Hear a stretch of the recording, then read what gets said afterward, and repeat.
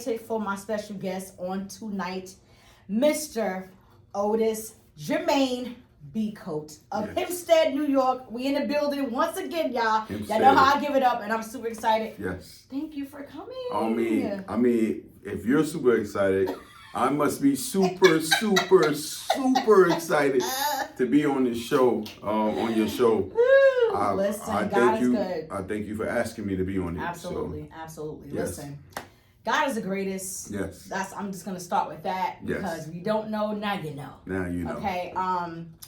My town, our town where we come from, you may not hear the great things about it, but we have some amazing, dope people doing great things, and he just so happens to be one of them. So thank you in advance for accepting my invitation to come on Hot Mic. It was an honor. Yeah, absolutely. So first of all, let me just ask my question that I ask everyone. Okay. Is if a person was to ask you, who are you, what comes to mind? Oh, I am, at this stage in my life, I am an oracle. Yes. I am an oracle. I am I'm into superheroes. A lot into superheroes. So my superhero name is M.O. the Mighty Oracle. So that's what I am. I'm an oracle, just writing in poetic forms, God's revelations and God's inspiration and motivation. That's all I am. I know he said that's all. That's not all. That's one of the things I am. That's one of the things that come to mind when he says to himself. Mm-hmm. I love that. You know, they say, as a man thinketh, so is he. So if you're speaking and you're seeing yourself in a certain light, you are that light. So, thank you for saying that. Like I shared, this is my second series doing the Men Where Art Thou series. Wow. So I'm being very intentional with who I have to be a part of it. And even you speaking of yourself in that fashion is one of the reasons that I have you on here, because I really want to encourage the hearts of the men. You know, our men are going through a lot right now, so I really want to tap into not just your story, but, what do you have for our men? What do you have to place on their hearts? What do you have to encourage them? What do you have to, help them to understand you've been there but God. You know what I'm saying? So thank you so much for coming on once again. Yes. So, Otis Jermaine Becoat. And so there's a reason you want me to say Jermaine. Is there a story behind your whole name? Yes. Is it a respect factor? What is that? No. What happened is, as a lot of, disrespectfully, when I was growing up back in the 90s, my name, best era. Of course. I never used to use my middle name at all. I used to be actually, I don't know, ashamed or embarrassed. I don't know. I just was like, no, my name is Otis Becoat. Otis Becoat. And what happened was, when I was in high school, there was a commercial called OB. And Wait, OB. Tampa? Yeah. so excuse me. So I was like, no, don't call me that. Don't call me OB. And they used to tease me. Like, don't call me that. Don't call me. So that was the first thing with my name. But what really did it was I'm blessed to be under great leadership. The Bishop Frank Otha White, rest in peace. Yes. And I always was under his son. It's funny, I've been under him for 32 years. Wow. I've been with him since I was 15, and now I'm 47. Lord's will, I'll be 48. Yes. And so one day, I was like 30 something, and I just thought about all the journeys I was with the son. And I was like, I found it interesting how he was always FAW. That's what we always say, FAW music celebration, right. FAW. And, this is another story if you ask me, but I was his armor bearer, adjutant, agitator, whatever you want to call me, whatever A word you want to call me, please. I hope it's all good words. I was that at the same time that I was a bouncer. So what happened was, under all that learning, I sat back one day and thought about all the stories, and I said he always was FAW, Frank Anthon White. Right. So I just said, you know what? Since I was under him so long, and he's like my mentor and the leader and all of that, I was like this, you know what?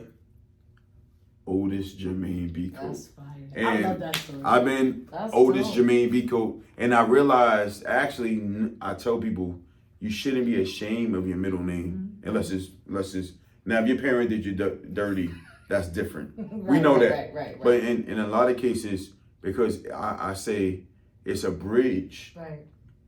Your first name in the bridge, and it connects. So it has some importance. Okay with the bars. It had more importance. So I've been Otis Jermaine Becoat ever since then. I love that story. I love that. Listen. That's how I became Otis Jermaine Becoat. Why not get something like that from your leader? You know what I'm saying? If you want to get it from somebody, yes, let it be a leader who's affecting the masses. And yes. when I tell you, his church is very active. They're all over. You know, shout out to Zion. Yeah, I wouldn't. I tell everybody I wouldn't. The Lord. See, you got to know if it's the Lord or not. And the Lord, because everything I am is because of being under the leadership, teaching, and it's never. See, the problem is people looking for perfection. Right. Then you won't be anywhere. Don't even listen to me. To cut you need to cut this off. We need to cut it off. If you looking for perfection, cut this off. I can't even encourage you because we got to die daily. We mess up every day. I told somebody the other day, when we get to heaven, before the Lord say, well done, you know we still guilty? At that moment, everybody. Because he said he got to present us faultless. That's right. So that means when we get up there at that moment, even before he said, well done, he'd be like this, you know you don't belong up here now. You know, so the reason I'm saying all of that is, my grace. You know. Thank you, Lord. Yeah, so what I'm trying to say, if we look for perfection, you can't listen to one word I'm saying. Absolutely. Don't listen. I cannot help you. That was a bar. Now, I believe there is a difference between striving towards perfection and just constantly going in another direction. You know the difference? Because now I can't use that as a, well, don't look at me to perfection so that I can keep doing whatever I want. Because I should be striving to be more perfect. Even though I never would get it, you should be striving towards it. Right? But then we can't listen to each other. You can't even have this podcast. Right. And this is, you know what, I'm not trying to be funny. I find you legendary. And I'm going to tell you why. I find this lady legendary. To your husband, your wife is legendary. She is legendary. You got a legendary wife. You know what I'm saying? I'm gonna tell you why I find you legendary. And when I'm telling you, I don't even really know you, and you really don't know me. We just keep it real. We've been in a lot of same places together, and I never really even talked to you. You asked me that one question. We talk about that later. But what I get from you is just. I think it's a similar, I call it God's boldness. It's you have mad courage. I can tell you're courageous. You're courageous. No, I can tell you are courageous. And know what? And I don't know you. Right. But just from the way I got to know you from the day one, and then just seeing you around, and then seeing the things you're doing, you are definitely somebody that God wanted his team. Like you would have made the Avengers. I'm the Avenger for God. Yeah, right. You would have made it because every superhero they make that. Right. There's only selected ones. That was even though it was a whole bunch of people that could have helped, they selected you. Would have made it because you are. Oh my God! Your courageousness. I appreciate that. Yeah, I'm sorry. I appreciate that for sure. No, don't apologize. I appreciate that. Let me say this. This is what needs to transpire more. You know, I was telling him before, you know, we came on, I was feeling troubled in my spirit. And, you know, I got the t-shirt company, so I made this shirt for myself, and it says protest, and it has Dr. Martin Luther King Jr., and it also has Colin Kaepernick, excuse me. And I just felt something like, you know, we got to do more. We got to do more for the things that's going on. So we need to be able to exchange encouragement to one another. The Bible says iron sharpens iron. Iron sharpens iron. You know, thank you so much for that. And you know, I just went down a line of what I feel about you, so I know that there's greater to come. So I'm honored that you know you accepted my invitation. So Mr. Otis Jermaine Becoat, I love that story. I'm so glad you shared that. Oh, thank you. I'm so glad you shared that. You don't even know, and that's another thing into sidebar, into sharing. I tell people, you don't share everything, but if you're not sharing anything, you're losing. Because you don't even know. That. I didn't know. I don't know that story gonna help somebody. You don't know, you can't pinpoint what story is helping. You can't. You in your mind, you can be like, no, yo, that what if by you saying that, I never do it. I would never do it. I'll be honest, I would have never thought no one be like, what a story. Yeah. But you know what? That may make them use their last name now. I mean, their middle name. Or let me say this, and then we're gonna move on. They might also think about, when God made Saul Paul. Name change. Because name changes is a word, okay? There's power in the change of your name. Don't get started. You know what I'm saying? There's power in the change of your name. So if you know anything about the word, you caught that. Amen. So thank you so much for sharing that. So now, from Hempstead. Yes. Tell us a little bit about, your growing up, your household. What was that like? Okay. And you born and raised? Born and raised. Actually, when October 25th, 1975 at 5:26 p.m. They was like, he's alive. He's alive. And they asked me, people asked me how I got my name. I think my mother was saying, oh, this big head baby. And she just said, I'm just calling him Otis. You know what I'm saying? So, we started out at Terrace. It burnt down. It's just 76, and then we went over to Martin Luther King Drive. Okay. I was at Martin Luther King Drive. I went to Franklin School, 1st to 6th grade. My father's a preacher. My mom's, I have a brother, and my cat Marcy that I miss to this day, Marcy. And so I went to Franklin School, 1st to 6th grade, kindergarten, to 6th. Then my mom's, more so my mom's, she didn't want us to go to the middle school, because it's different things. So I wound up going to St. Agnes Elementary School, Catholic school. Then from there, I went to Kellenberg. So she didn't want me to go to the high school. So for the different things. So she said because I was more of a follower. Okay. And she didn't want me to. And she knew I'd have went way left because I wound up going way left anyhow. So so then. Excuse me. Yeah, no problem. And so then I went to Kellenberg. And then it went crazy after that. There's a movie after that. For my next question, I just want to share some details. So he mentioned going to Franklin School, which is elementary. He mentioned his mom not wanting him to go to the middle school or the high school in Hempstead because our town is not known as like the best district in reference to our children and things that go on. It's considered somewhat of a high crime town or whatever the case may be. So that'll unfold once, as we talk. Like I said in the beginning, we have some amazing people that come from Hempstead. Shout out to the Tigers. T for life, baby. Forever. But the reality is we do have areas in Hempstead that are places where you don't really want to walk at night and things of that nature. Yeah. So with that, mom was like, okay, we're gonna put you in private school. Now, when I'm thinking the first thing when you say you went to St. Agnes and you went to Kellenberg is mommy must have had a coin. She had 0 coins. My mom's. What did she do for a living? So we in the new world. So I'm gonna just say in the new world, you have to be mindful of your stories. Okay. In the new world. So I have to sum up these stories. Okay. So you understand what I'm saying? So my mom's had no coins. Okay. And we all was together. Okay. We all was together, but my mom's had to do a lot of stuff. Okay. With no coins, even though we all were together. And so my mom's worked, I just give credit where it's due, she worked 3 jobs. And then she put me and my brother there because my brother was a couple of years behind. Right. So then, yeah, these are not cheap schools. Yeah, just want to throw that out there. Back in the days, this is the suburbs. In the 90s, it was $300 a month, something like that. In the 90s, I remember. So, she did whatever she had. This is the suburbs, but the hood suburbs. Yeah, you know what I'm saying. She did the hustle. The hustle. She hustled. I be in bed by the time I get home. Hustle. You know what I'm saying. The dinner is already ready. That latchkey child, right. Everything is done. Right. So she did that hustle. And so shout out to mom, man. Yeah, 0 coins. Like real talk. 0 coins. So now you mentioned your dad is a preacher. Was he a preacher back then as well, or yes. He's a preacher now? He was then. He was then. Was he in the house? Yes. So he was in the house. It was just, my pops, he worked 2 jobs. Okay. And so, you know, he worked 2 jobs. Okay. And so he was there and working most of the time, but he did make time for different things when we had to.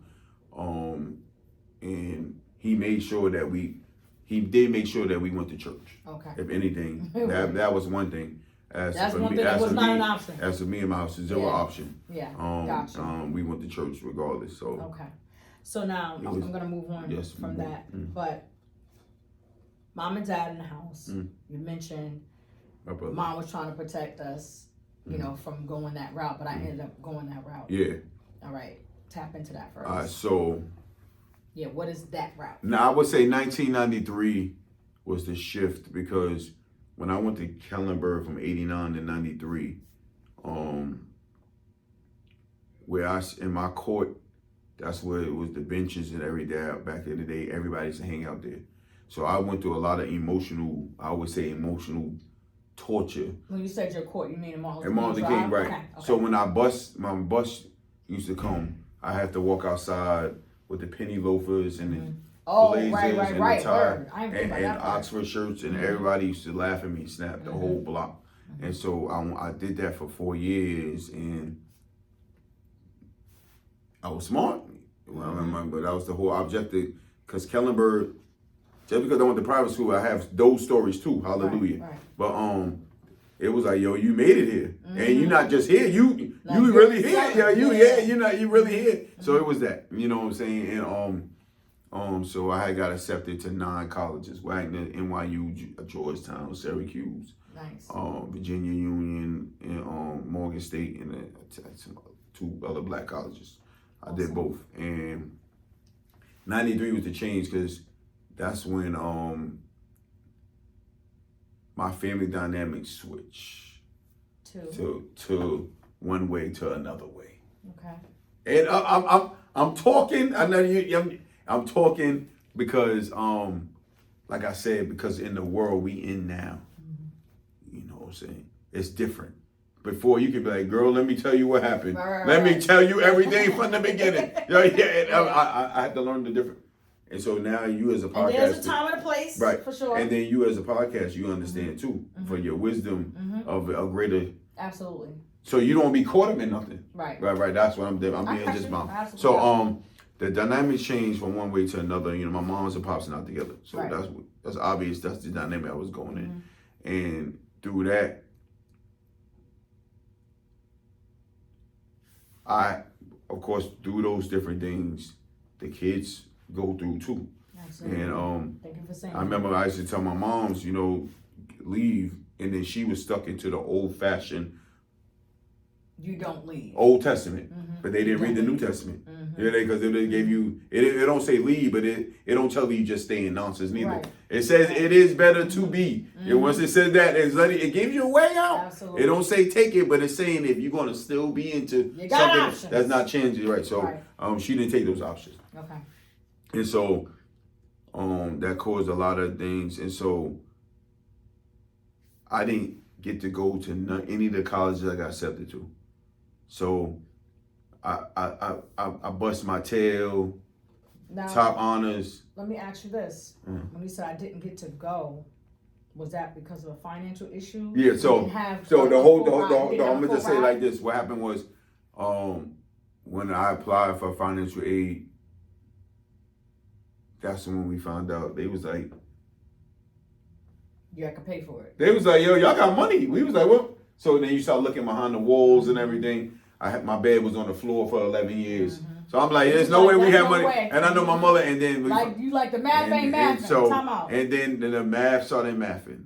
And so then it got blown the title with everything. And so those shifts, and it was on my shift though. It was on my shift. And so then I became rebellious. Yeah. So then I felt that. Because then now you're sending me to Nassau. Which is a great school. No, Yo, listen, I tell everybody to go there. Listen, I tell everybody to go there now. The same professors, that teach at Hofstra and the phenomenal. Delphi and the other amazing. They was always talking about schools. making it a 4-year Teach there. school Yep. for They've been years. saying They were that trying to for make it a years. college. No, it's Yo, an amazing school. I it's even went great. there So too. I'm just saying, but I need to hear the story. I did Yeah. get accepted to Syracuse, Georgetown, NYU, Wagner, Virginia We caught Union, that. Morgan State. Right. So and so when they were sending me there, because one situation on one end stopped me from going there, and then my mom's on another end was like, I was gonna go to Morgan State. She go, that's a party school. I'm like, every school's a party school, but she didn't understand because I was the first person in my house to go abroad.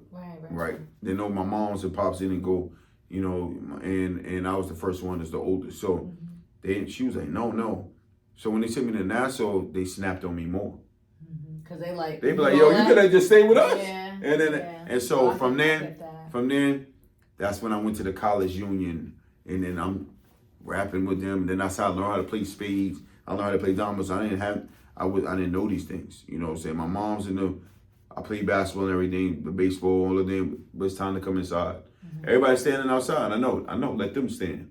So I look at the window while they stand. So that's how I grew up. Also, let me just mention, Kellenberg and, you know, the other schools had a lot of white students. Yeah. So in those schools. Instead, there was probably one. No, right. So and when I went to St. Agnes, I passed it the other day, just yesterday. I was like, yo, that's my school with the 7th, 8th grade in 80s, 87, 88. And it was only 5 black people out of the 400 people. Or something like that. And then when I went to Kellenberg, we only had 80 out of the 600 people in my 12th grade. Yeah, we had a big school, so we had a little section. School was huge. And I was one vote away from being the most funniest. One vote away, and I was like, so I mean, the white people was voting for me too. I was like, wait, they thought I was funny. I was like, funny is funny. Lord, you know. So so I went through that, and so I was at Nassau for 8 years. It's a 2-year school. I left Nassau with 26 credits to this day. Wow. I was like, I'm not going. I need you to break that down and move on. Because what? I got like 26 credits in that. What? But Nassau was a great. But was it? No, unexpected blessing. I really want to understand. So when you came in, let me just say this before you say anything. Okay. There's no understanding to any of my stories. I'm just telling the Lord. It's the Lord. It's the Lord. The Lord. We'll get into that. But so Nassau is a 2-year school. Right. I was like, y'all sending me here. I am not going. That's what I said. Right. So I started hanging out, learning how to play spades. I'm like, oh, I got it now. Y'all know this how you hold it? I'm holding it right. They like, yeah. I'm like, I got it now. So I doing all that stuff. And 1 year went by.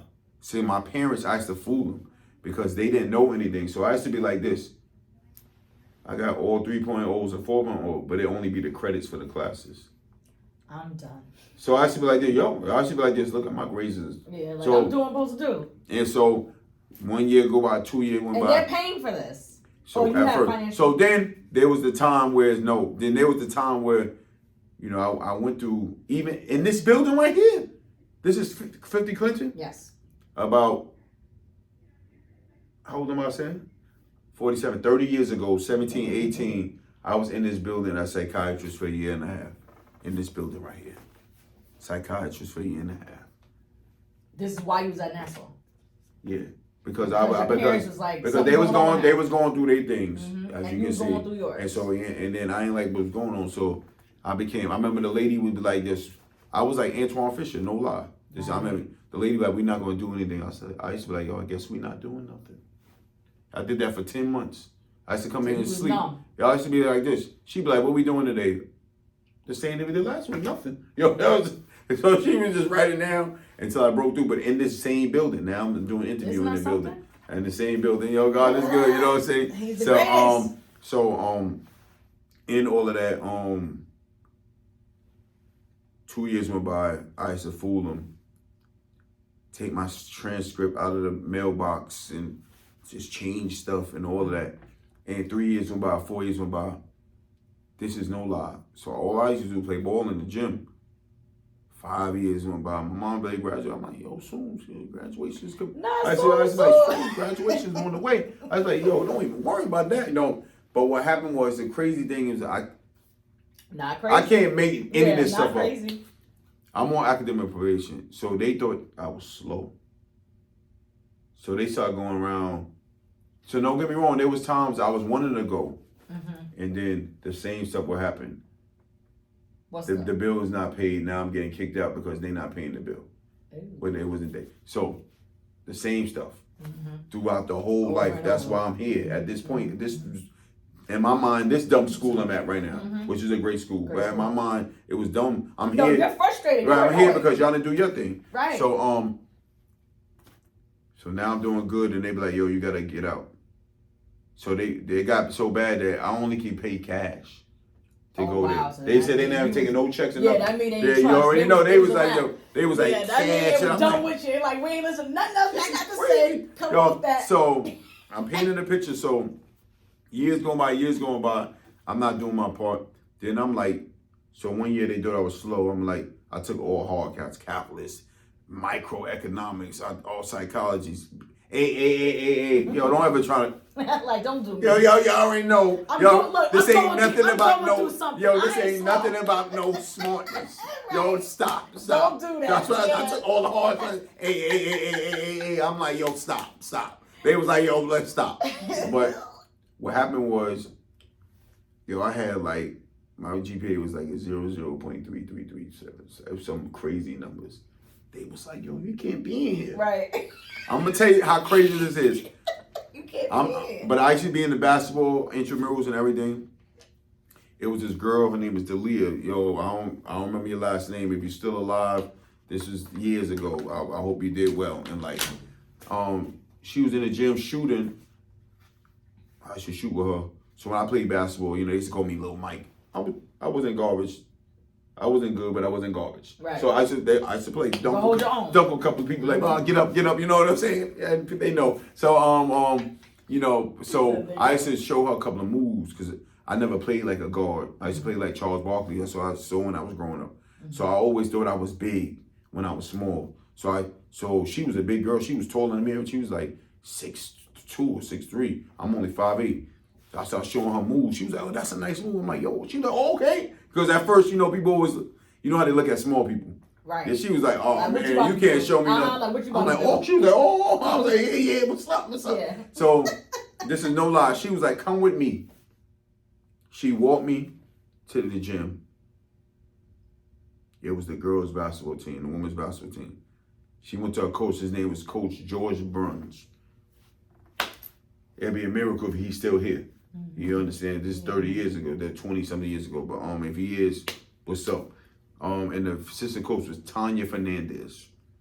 I'll never forget. She was like, yo, this guy's name is Otis. He was teaching me some moves. I think he can teach the team some of these moves. He was looking at me. He was like, I don't know. He kind of strong. I don't know. He should be with these girls' basketball team. That's what he said. Yeah. And she was like, nah, So while I was on academic probation, I was like the water boy for the girls' basketball team. So they happened to be good. So we started traveling. I'm traveling them. We in Florida. I'm on academic. I'm not even supposed to be in the school. This is what I'm trying to tell you. I can't make none of this up. I'm in Florida with them. Like, Millie, the Millie Rock been out. We was doing all of that back in. Yeah, we been doing that. It's nothing new under the sun. I'm going to do all of this. They all leave and everything. I'm still there. Still where? At Nassau. Oh, right. They graduated. I'm still there. So my mother one day was like, when are you graduating? Like, what is happening? I'm like, it's coming up. Yo, I was like, it's coming up. Don't even worry about it. I kept saying don't worry.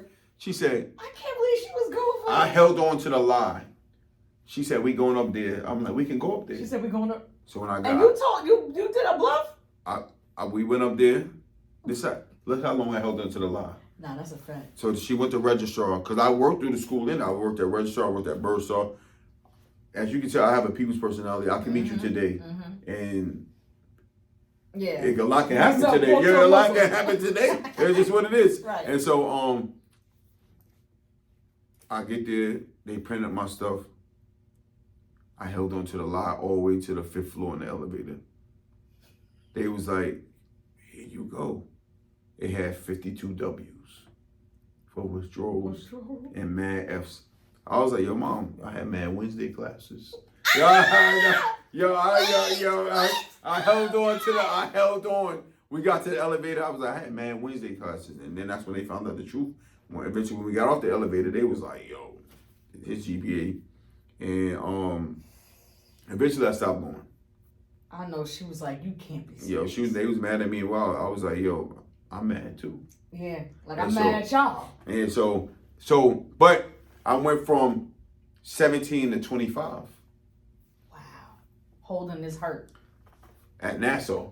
But holding this hurt. Right, going nowhere. 17 to 25. But ain't going nowhere. I went somewhere. Because to this day, I always say, number one is, just a little quick mad stories in between, but number one is I'm back at Franklin, but it's Jose McNeil as a lunch monitor waiting to be a TA. And who would have known 20 years later, I'm the coach of the girls basketball team. See? Yeah. So only God knows. I got 4th, 5th, 6th graders. 4th, 5th, 6th graders. So even in stuff, there is stuff. Now that wasn't, but I wouldn't be here. I say this bottom of my heart. You're gonna blow up because of your boldness and your courageousness. When you're not scared, guess what? Then he can put you in missions. Come on. Yeah. So you're gonna and when I don't take this lightly when I say I tell people I'm regular with my things. I say things that they come to truth, right? And I'm so sure when they watch, they gonna catch it. right. So when I don't say this loosely, when I say you're legendary to me, I find you as a legendary person. You have the persona and everything. As an actor, you can see somebody who can excel and everything. So I see it. And so if I done went to Syracuse, I wouldn't have been here. That's a fact. I wouldn't have been with my wife. I wouldn't have been in anything. God be knowing. Right. So it didn't go like I wanted to go, but it went like he wanted to go. So I have a difficulty right now. What's that? I don't make plans. People say it all the time. I made 30 years of plans. I asked somebody this. I want you to be honest and you even think about it. What I asked somebody this. You ready? I'm always ready. I said, did you plan your today? Did you plan your right now life? People don't plan. I didn't plan none of this. The percentage, I'll be honest, the percentage of people planning their life when they're younger and it goes in that way is low. Yeah, it's a low. Right. Because you always plan other stuff. I'm going to be a head, a cosmonaut. I'm going to do hair. And then when you wind up, they be like, yo, you're a swimmer. You be like, even like this. You be like, yo, they be like this. You're a gold medalist. What I'm trying to say is, I'm not trying to be funny. His plan. Marriages, cups, T-shirts, everything. I know endurance is part of the plan. Right. But so when I say plan, PLAN, I go goals, GOALS. For other, it's others for everybody else. But goals is goal Otis and live successfully. Goals plan. PLAN. Please, Lord, allow now. And then goals plan now, NOW, name openly, whatever. So that's what I do now. Like my wife, sometimes it can be bothersome to her. She be like, yo, why you know? I'm like, yo, listen. My life brought me to think about things differently. I move different. We on the same page. But I'll be like this. Yo, I did. Yo, you don't know how many plans. Yo, babe. I didn't plan to be with you. Right. No. The Lord planned this. I did not plan. I got that. So what I'm saying, so you understand. So God be knowing. He know everything. God be knowing. Look what you're doing right now. I love that. When did you really say, I'm gonna do a podcast? How far in the game of your life? Yo, think about this. I'm just thinking. No, I already know my story. I'll share it one day. No, you understand. But I'm just saying, you understand that. Did you say that at 9? At 15, I'm like, yo, I'm going to be doing podcasts in the hood. and uplifting it. That's what I'm saying. So yeah. And look where we at. Look where we at. So, for sure. Definitely thank you for sharing that, because a lot of times I think what happens is people get caught up in the plan. And you know the saying they say, like you know, whenever you want to make God laugh, tell him your plan. Yeah. Because a lot of times he got a whole other. I'll just be like, he's all knowing. He sees before it comes. So you see to right here. You know what I'm saying? In your mind, you have a finite mind, so all you see is this for yourself, but he sees this for you. Absolutely. So you think you're gonna go left and he take you right, and you're like, but wait a minute, I've been going this way for such and such years. I know I'm supposed to go left, and he's like, go right. And then you make that right, it's a whole other situation just for you. And I feel like that's where I'm into right now. Sharing that. So now, yes, ma'am. That was a dope story. No, that was ill. Oh. So now, 8 years of college. 8 years of college. Mom is heated. Like on fire. She deserves to be bad. But I would like you to tap back into something that you said, and then we're gonna move on from this. You mentioned that, first of all, thank you for being transparent. Let me say this, because I mentioned to you guys that this is the Men Where Art Thou series, number 2. He mentioned something that has been a lot going on right now. He mentioned something connected to his mental health at that time. Oh, yeah. And we are dealing with, right now, divorce rate is very high. People are just acting like they don't even want to be married anymore. So divorce is very, very high. With that being said, he's basically shared with us that his behavior was the behavior of a child who had a broken heart because his parents didn't make it. So you got to understand, when you're a child, you get what your parents give you. Yeah. And sometimes, I don't know how, you can probably share this, a lot of us grew up with parents that were old school. You just did what you were told. You didn't have the option to ask questions. Yeah. So the thing is, my parents we've been together most of my life. I'm supposed to go to college, but now I get hit with, my parents are no longer together, and I'm not going to college that I want to go to. Yeah. So absolutely. This child, because you're still a child of 17, is trying to navigate through the emotions and the hurts that he has. And I would love for you to share this. You know, sometimes you go numb and you're just not even really living, you're just kind of existing. I actually, let me know what that was like with the depression. Well, I just got it. I mean, it was the depression. I won't say depression. It was just extreme anger. Yeah. And then I went way left. Yeah. I went way left. Because now, were you still at home? It was still at home until okay. 25? So this is the crazy thing. Around this time, now it's my brother get ready to go to college, and that's one of the biggest things. I'm glad I never had jealousy in me with my brother. You say he's 3 years younger? Yeah, my brother's 2 years and a half. I had different maybe emotions, my moms and pops and everything, blah blah blah. But me and my brother always was tight. But now he going to college, and now he gets to go to the college he wants to go. He going to University of Maryland, College Park. I'm like, yo. And so he got a scholarship? No, the ways were made. The ways were made. Hallelujah. But you know what I'm saying? But so but and while you with God, I tell people this, I learned now, you have to grow up and be mature. So when you look back, of course the ways were made because they didn't make it with me. Now you know how to make the way. So you got to grow up. You have to grow up in that thought process. Well, why am I getting upset? Because now they know how to make the way. So let me ask you this: did he go away to school on time? Yeah, everything went. They made the way was made. The way was made. So let me ask you this: he went to University of Maryland. I'm trying to get off this, no, it's cool. No, that's good. What's significant? I'm good. No, what's significant is that I've shared on a podcast that a lot of times we don't give our parents grace, because regardless of what, even growing up in the same household, there are a certain way with you and there's a certain way with your sibling. Yes. But we as kids, we don't always understand that. We just like, why can't I be? Why can't I choose the same? That's what I mean. You have and to it's just grow not. up. It's just honestly not that way. It's not. And I have. That's what I'm saying. If this was 17 years ago, I can really talk to you. I can say a lot.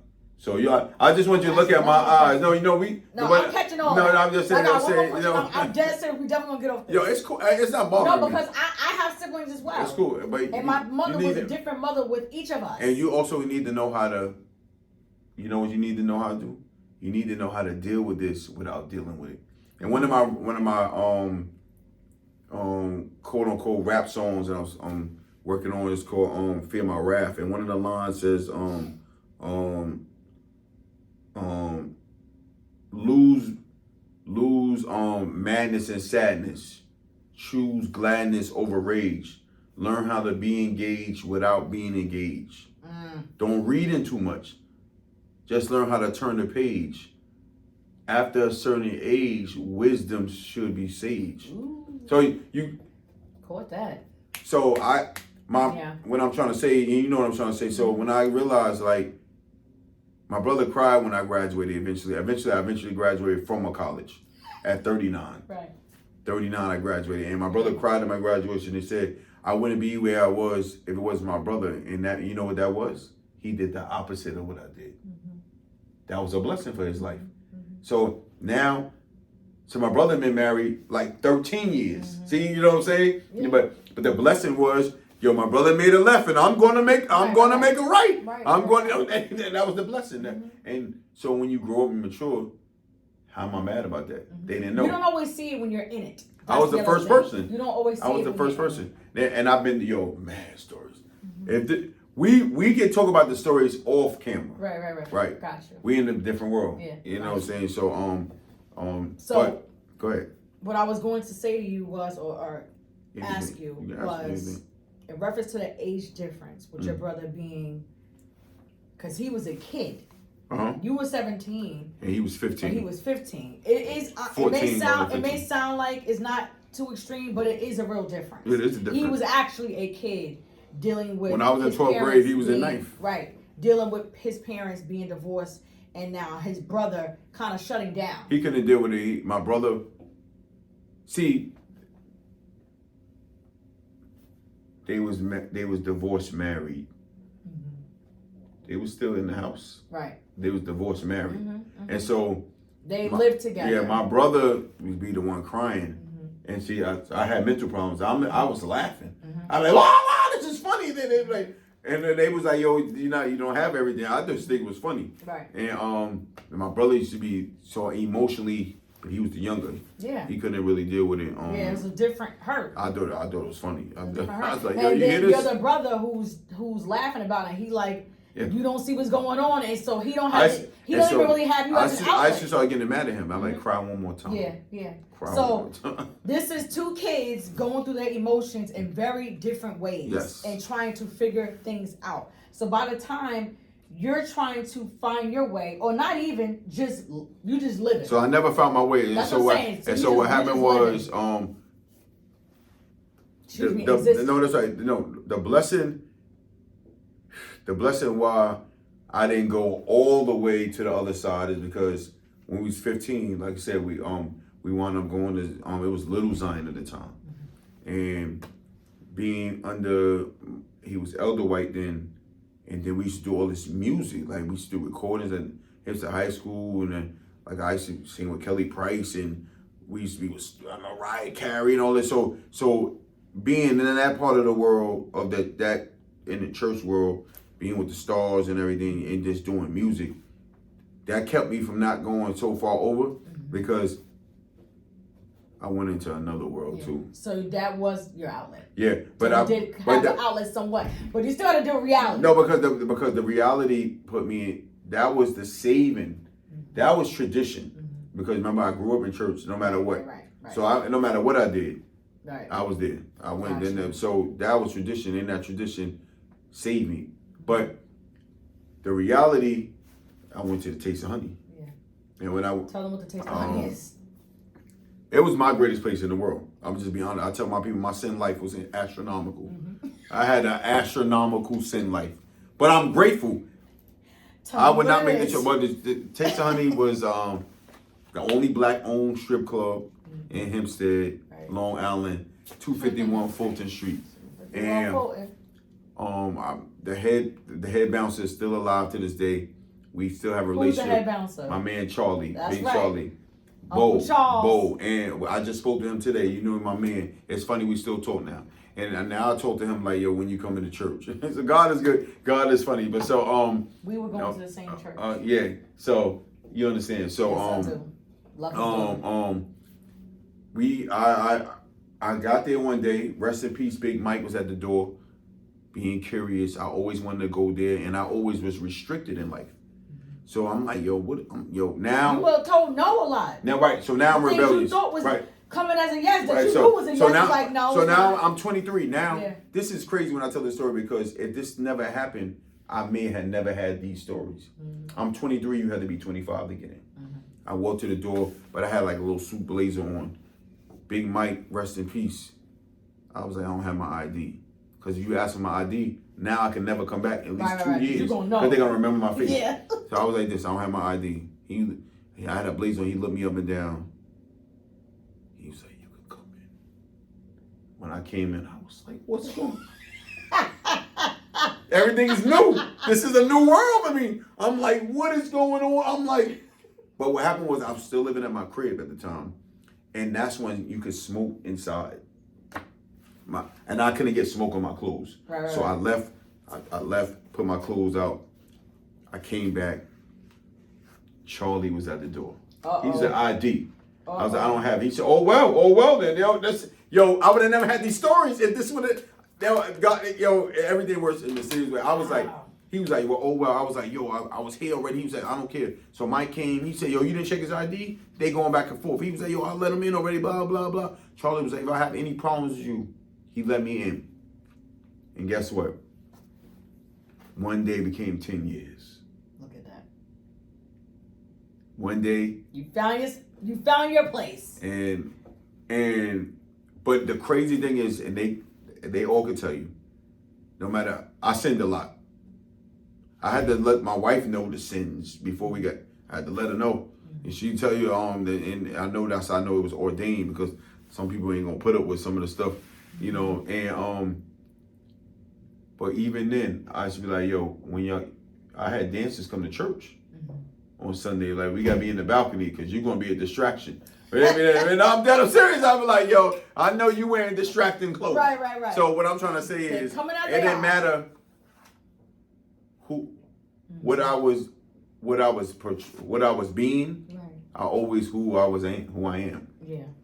And I always so even they knew that. They knew that. I've never ashamed. I'll be like, I got choir rehearsal. I'll be playing poker. They be like, you got church? Because then I told you I was my pastor's driver. Mm-hmm.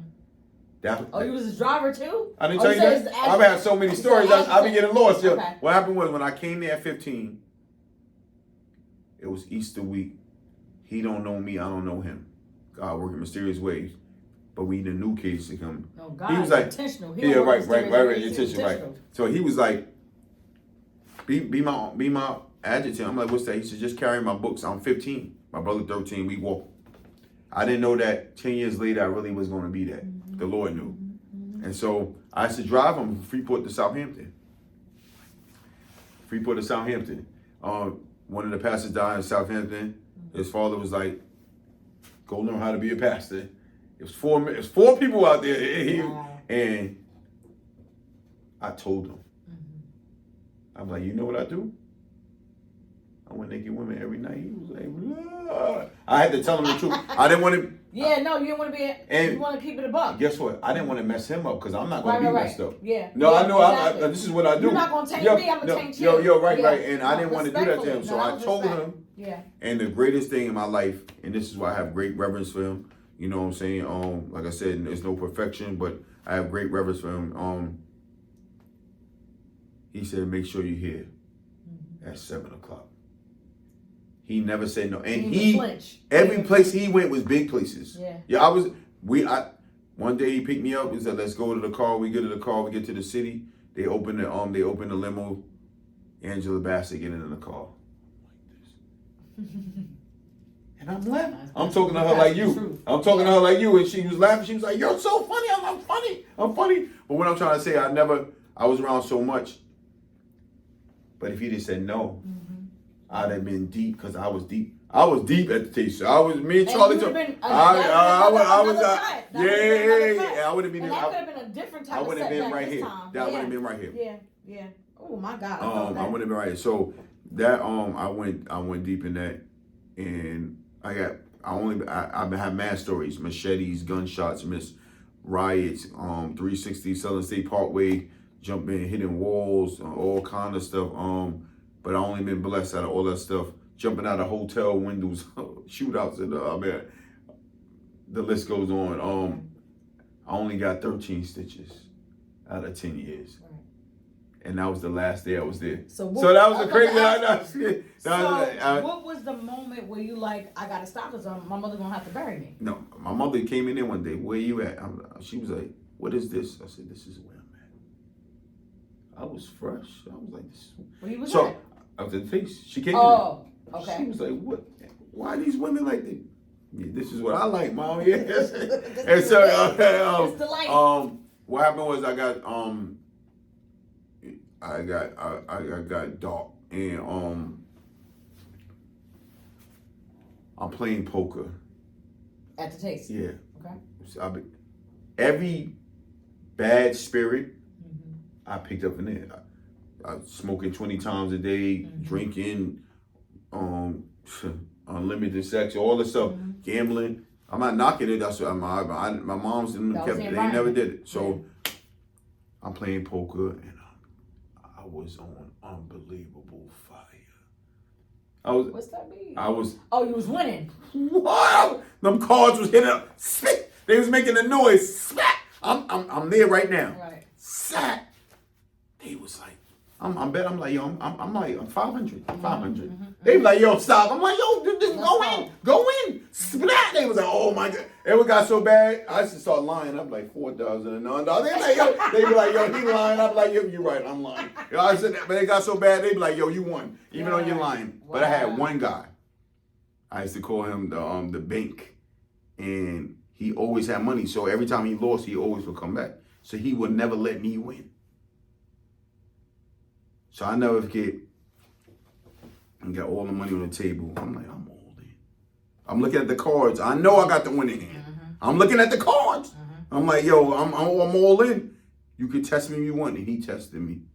And I remember I had trip nines. Slap. There was 2 nines on the board. I had a 9 in my hand. I was like, slap. It was 110 on the board. And when I hit the 3, I hit the trip nines. He was like this. You know how you do like this? I was like, yeah. This is what changed my life right here. This is the changer. And he was like, yeah. He was like, Dad, oh, you. He was like, splat, card spinners. He had 2 10s in his hand. So remember I said it was 2 nines on there, and I had the 1 9 in my hand. That's 3 nines, trip nines. It was the 110, but he said I got 2 10s, trip 10s, 10s higher than 9. Yes. It was like 2,500 on there, and I lost. And I never forget. He was like, yo, I got you. You can get back in. I was like, nah. And when I went back to the back of the stage, I had my first stage play. Serious one. I think about it now. An angel came out of the mirror. That's when I knew. One of my favorite movies is Evan Almighty. It's not fate. The guy, whoever wrote the movie, just had to figure a way how to make you see that this happened to me. It happened to him. He had an epiphany. An angel came out of the mirror and it cut the lights off. And all the lights were still on. I don't hook you up with, I love her, I love you. I wouldn't hook y'all together. The things y'all doing, do I hook these things up? Right. No. Then they went to the gambling table. You always want to gamble, but you ain't gambling on the winner, which is me. Then they went to the drinking and stuff. Whatever's in you, you're going to let control you. Then they came to me. You was a head teller. You went from 1-800 Flowers in 1 month, now you're training classes. It was just showing how I always elevated. Kellenberg, all of that. Top. And you want to be in here? And so in the middle of the club, this is April 2007, I was like, Lord, help me. In the middle of the club. Now, I'm going to tell you, the devil was sly. In August, we had no more fights. So I'm like, okay, the Lord is helping. The Lord is helping. And then my man called me downstairs. He was like, yo, you've been here for a minute. I'm going to give you 4 times the raise. I'm like, the Lord is helping. And I said, Lord, I don't need your help no more. Thanks. You helped me a lot. I appreciate it. And December 22nd, that was the last day. December 22nd, that same year. A guy came in, make a long story short, we kicked him out. My man kicked him out. I was supposed to kick him out. My man was there. He, the same guy that beat me in poker. He was like, I got him. This guy was like 5'10". I was real big, Jim. So I was real big. So I would have floored that guy, and my man would have definitely. My man was like 6'6". I had to go get ice from downstairs. She told me not to. She sent somebody else down there. That was the key right there, because when I went out, I was like, why my man outside? When I went outside, I opened the door. I heard, either way, you're going to feel pain. And the guy had a knife in his back pocket, and he went like this to slice my man in the neck. And it went slow like the Matrix. It was like, either way, you're going to feel pain. Then it sped up. And that either way was, if I stand there, my man dead. Mm-hmm. So I grabbed the knife, 13 stitches, my finger on all of this on the ground. I felt the pain. And that was the turning moment. Mm-hmm. Because my man was like, thank you, yo. He was like, yo, I'm in that band, right? Mm-hmm. And I was playing basketball at Export Fitness at the time. The white guy there, he used to pick me up. He was like, I like you. He didn't know me. He said, yo, and then my membership left. He was like, you still got a membership. He used to pick me up. He'd be like, yeah, well, he with me. Mm-hmm. And he was like, I gave him my application like 4 months before that. December 23rd, I got cut December 22nd, December 23rd, Export called me. They was like, yo, we skipped over 80 applications, but we have one problem. I'm like, there's always problems in life. I said, what's the problem? He was like, we have a shift that no one ever keeps. And I said, what shift is that? He said, it's from 12 to 8. I said, in the afternoon, overnight. And I started crying. He said, why are you crying? It's a problem, right? I said, no, you don't understand. You help solve a problem. Because in order for me to have this job, I would have to leave the other. Because I was working 2 jobs. Right. I was working daytime and going to the Taste. It was nothing. Mm-hmm. So it wasn't like get another job. Right. I had to get it in that job. Ooh, I felt that. I'm sorry for the long story. But, no. Listen. So that was the change. That was the change. And so guess what year that happened? I told you December 27, 2007. 7 in Bible means completion. I started the job January 4th, 2008, and 8 means new beginnings. And when I started the job, we used to Export Fitness in Roosevelt Field. I was the first overnight supervisor. They made up a position for me. What I used to make in commission, what I made at the Taste, that's not even on top of my salary. And then people used to come to the juice bar, and I used to make them shakes. Mm-hmm. I remember this one guy was like, I'm stuck. I'm like, yo, why you stuck? He was like, yo, I'm so stuck in life. I'm like, why are you stuck? He said, I'm in a situation I can't get out of. I'm like, what is that? You know what the situation was? What? He said, I work at a club. And I started crying. He said, you all right? I was like, hold on a minute. I'm making a shake like this. You know, I'm making a shake like this. So they was like, he was like, I was holding. He was like, what's wrong? I was like, and like, God is trying to remind me. I was like, yo, gave me another chance. I said, you're not stuck. He said, why you not stuck? I said, you see where I'm working at, right? I worked at a club too. My club was worse than your club because he was working at Taboo. Oh yeah, nah. For 5 years. Yeah. I was at the Taste for 10. He was like, word. So what he said, I said, my whole point of saying that is not to brag about where I was at and minimize where you was at. My whole point of saying it is that you're not stuck. You got options. Because I'm here. Yeah. I'm serving you a shake. Mm-hmm. I would have been working tonight at the Taste. Mm-hmm. I'm not there. Right. Yo, so it became ministry. And then I spoke to so many people there and was able to help them. Love that. God be knowing. You know, I didn't mean to still I'm keeping you. I'm sorry. God. I didn't mean that was a 45-minute testimony. What I love about that is, and thank you for sharing it, you know, we're going to move on, is people don't always realize that the enemy blesses his own. He blesses his own. So he will convince you that what you're doing is good. That's why that was a test. The 4 times more the money. Mm-hmm. Oh yeah. The enemy knew this is how I usually get him. I got him, and it didn't work. Yo. So he blesses his own. So you better make sure that it's God when you make a decision. You better make sure that's His voice when you hear. That's definitely true. What you're hearing, because he's shrewd. You know, he's a deceiver. He got the voice. He's a deceiver. His voice is nice. So, his voice is nice. No, I'm saying. You know, thank you so much for sharing that. I know that's going to touch some of these men because some of them have been through the same thing, and then they end up saying to themselves, I feel like the hamster on a wheel, and I can't get off this wheel. Let me just say this too. My pastor said this Sunday. He been saying this. He said, there's nothing. So he talked like this. He said, there is nothing that you put yourself in that God cannot get you out. He said there's nothing. He said there's absolutely, and there's a lot of things that we may think we stuck. Yeah. But his message last week was cast your burdens. He cares for me. Yeah. He cares for you.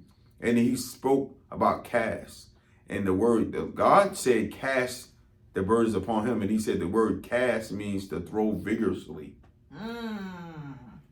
God be like, yo, give me the burdens. He be like, yo, get off of me. I felt that. So he said that.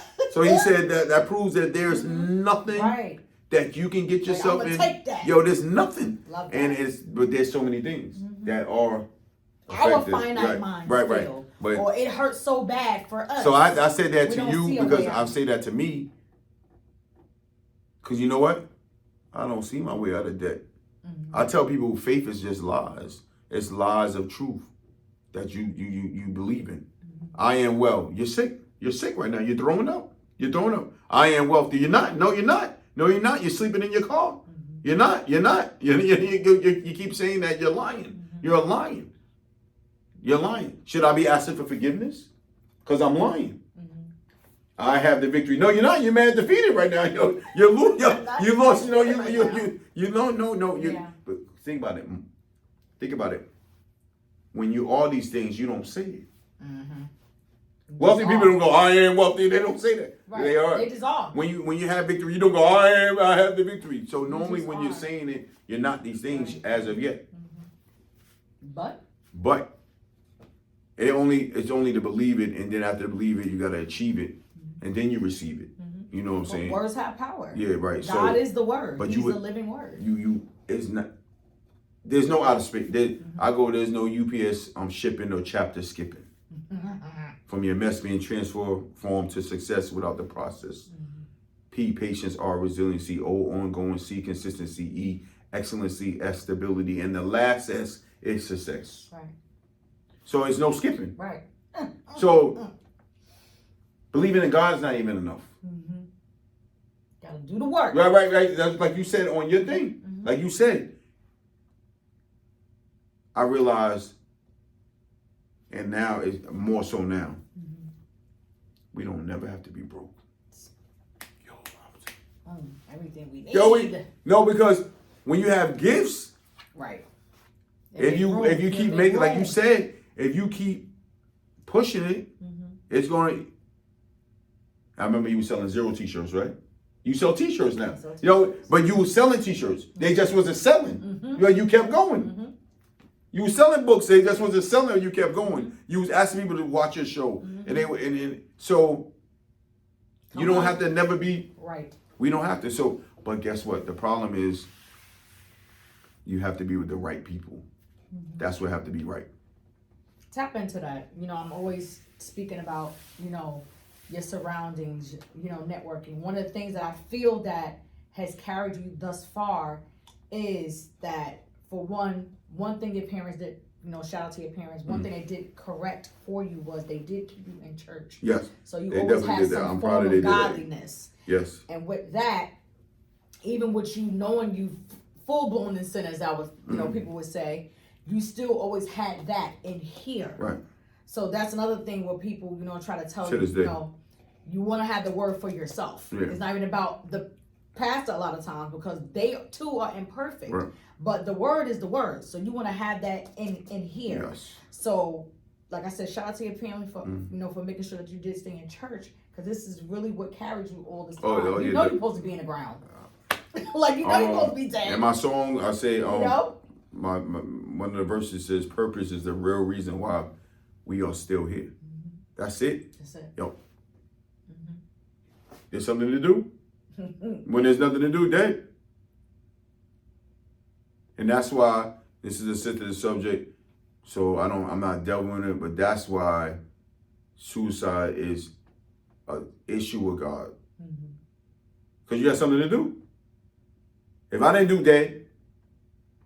dead, there's something to be done. No, that's all. And it's not that, because I know people have people and family members and people is sensitive. And I'm not talking bad about it. When I'm just saying, I'm just getting a point. If you're alive, it don't matter the situation. But it does, because handicapped people still alive. But that's why I'm still alive, because that's why I work at night, to help them. So if you are alive and you have your functioning being, because even when they still got a purpose. That's a fact. But if you're alive and you're functioning, you should be dead. No, I'm not trying to be funny. You're alive because there's something to be done. Right. Or you should, because if you're alive, you're living for something. Because if we really think about it, if there's nothing to do, why are we here? Right. So now let me ask you this. Have you ever had suicidal thoughts or attempted? One time. I talk about this. And what was going on? I'm grateful. The same thing that's going on now. Waiting for manifestation. Okay. But when you understand that manifestation. Well, how old were you? What was happening? It's probably like, I had to be probably like 40, 41. So it wasn't that long ago? No, it wasn't long ago. And I never had these thoughts before, ever. I've been through a lot of situations. Like, people asked me like 30 years ago when I was going to do a movie. So imagine if I do it now. I have 5 parts to it, you know what I'm saying? So I've been doing, I'm just telling the truth. Yeah, so I've been in a lot of stories. So it was the same thing I go through now, waiting, the same story, trying to, 1 step, 9 steps backwards. One of the biggest things that I deal with even now, but it's different now because I have a wife. But one of the biggest things that I always dealt with is, my pastor preached about a story, the place of Gilgal. It's the place of circles. So one of my circles is I'm always getting to a point of elevation and I stop to go into somebody else's direction. That's a great awareness, though. That's a great awareness. But the hardest part is now, then it happened again, married. And so that makes it a different situation. Right. Yeah, but it happened again. And then another good, we talk about this all the time. We make things work. And it took me now to realize that, though. So as a married man, I understand that, you got to be in the position or you got to play the position. That's it. I'm saying, you can't even get upset. You can't. You actually should be blessed if the person lets you keep playing the position when you shouldn't be playing the position. If you understand what I'm saying, you should be like, hallelujah, hallelujah, Lord. Right. So positioning is important. Yeah. Because I was out of position. Listen, you can't be ashamed. So, thank you so much for sharing. You can't be ashamed by some things. Some people will never say these things, and that's them. I'm not mad at you. You know why I'm not ashamed? Because all you're gonna say is he's a bum. No, all you're gonna say is just what you're gonna say. Yeah, whatever you say. Right. And most of the time, you're gonna say no matter what. That's what you already thinking. Right. So you ain't saying, you're already saying what you already been thinking. You know what I'm saying? So now I'm upon saying these things. Go ahead. What you want to ask me? No, thank you for sharing that because, like we were saying before, like the atmosphere we're in right now, it's a lot going on. And one of the things that I realized, which is why I started doing the Men with Art, that series, is because our men were taking their own lives. And, I'm always saying, with respect to other cultures, for us, our men don't really do that. You understand what I'm saying? So when we hear that and when we see that, we know that something's going on in the atmosphere. Yes. There's a shift, and it's not the right one. There's something happening. So, you don't have to go into detail too much, but, we just lost a gentleman. Oh my goodness, I'm so sorry, I forgot his name, but he was Ellen DeGeneres' DJ. Twitch. Twitch, right, Twitch. And we're seeing this person who's clearly, as we would think, successful, has a beautiful family, he's smiling, he's dancing, other people are following him, all those different things, and he made up his mind that this is what he wanted to do. What pulled you out of that to say, not today, Satan, I gotta live? So this is only Otis Jermaine Becoat. We in the soft world. Right. So you can say something and be like, you know what? we're not going to listen to another poem Otis say. So I'm just saying, so I'm just speaking as Otis Jermaine Becoat. Yeah. When you look at those numbers, right? This is what it is. When you look at those numbers, how many of those, what is the percentage of those people with real relationship with the Lord? Come on. It's going to be low. It's going to be low. It's going to be like 3%. It is what it is. It is what it is. You gotta just tell the truth. Yeah, when you hear the people, I'm just saying, you be like this. You knew the Lord. You knew. Then you'll know.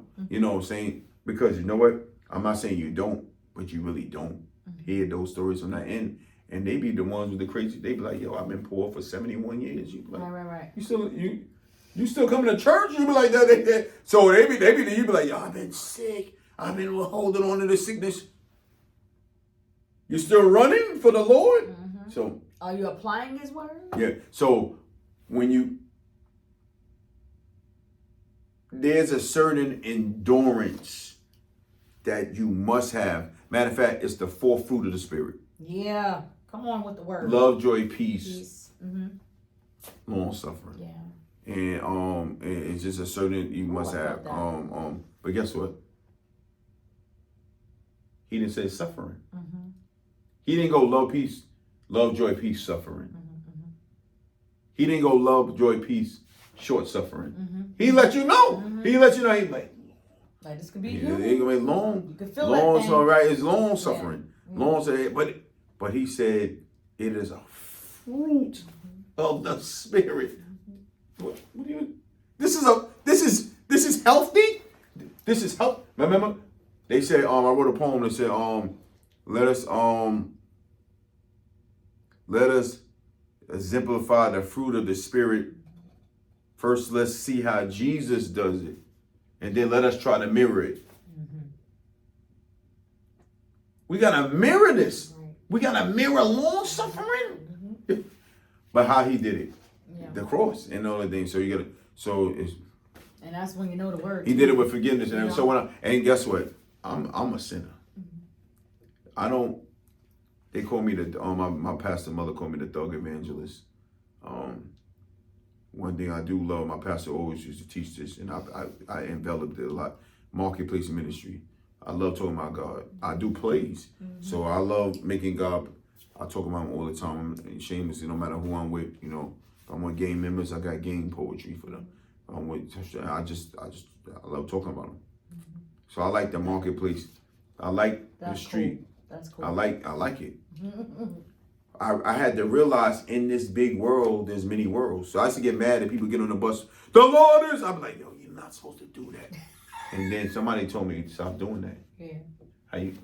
Because I won't say we, but a lot of us get mad at that, and we get ashamed of that. And then I'll be like this: it's either they're crazy or they're shameless. Right. They got a whole nother level of shamelessness. Yes. So I can't keep making them crazy. Because the Lord be like, yo, you do it. You're like, no, it's too many people looking. Yeah, I'll talk to these 9 outside. No, I'll talk to them. He be like, no, I want you to get up and scream on the bus. I want you to scream on the bus right now. I want you to scream it on the... And so I fell back on that. That was real. Because my mom used to say, I fell back because back in my mom, she'd be like, why you talk to them? She not dissing them. She wasn't talking about it, but she was like, son, they don't do the same things you're doing. But I said, you know what? They never will if I don't talk to them. If someone don't talk to them, they never will. So in understanding that, I'm doing the same thing what my mom's is doing. Because I'm like, yo, mom, what are you doing? So the person that's screaming on the bus look at me like, what you mean? If I didn't have 10,000 tongues, I can't even speak. I can't speak loud enough about it. And they looking at me, they're like, right, and they are. Yeah. And so they looking at me like, yo, so you saying you one of us? Now I gotta check myself, right? Because he be like, yo, because I'm sitting here like the Lord is God and everything, and you sitting here like telling me, shh. And you like, I like God. You embarrassed, right? So then that's when I had to. Everybody got their own thing. Absolutely.